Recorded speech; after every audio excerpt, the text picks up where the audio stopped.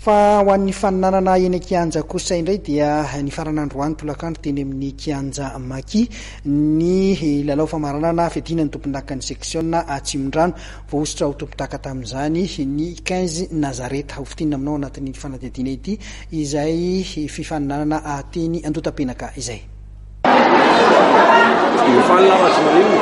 Ny ekipan'ny Azitena Nazareth no voahosotra ho tompondakan'ny seksiona Atsimondrano kajy diviziona voalohany.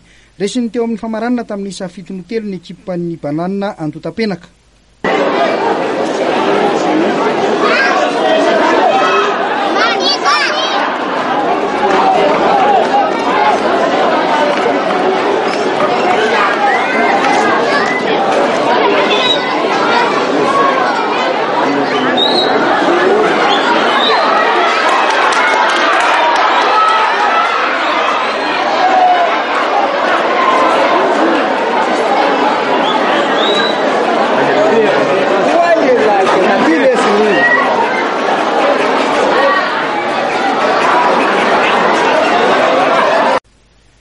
Tamin'ny ankapobeny dia niady ny lalao nandritra ity famaranana ity, porofon'izany ny safara ny sarahana teny amin'ny solaitra be 7-telo.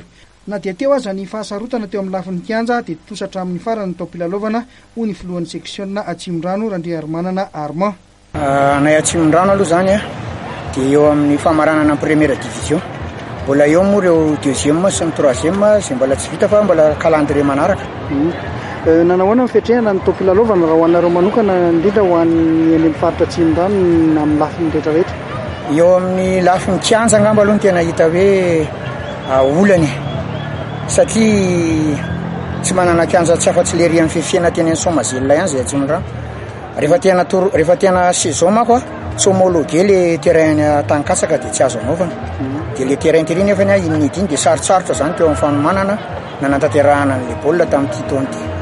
Manahoana nefa ny atao hoe fivoarana ara teknika an'ireo filevana ao anatin'ny Atsimondrano?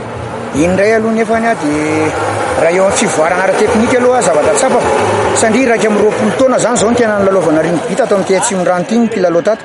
Dia ireo mpilalao ankehitriny ireo zany efa zanak'le mpilalao teo aloha le voalohany namorona azy daholo ireo ankizy milalao ankehitriny ireo.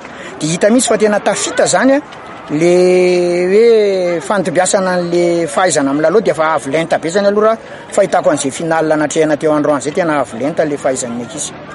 Toy izao ireo vokatra hafa.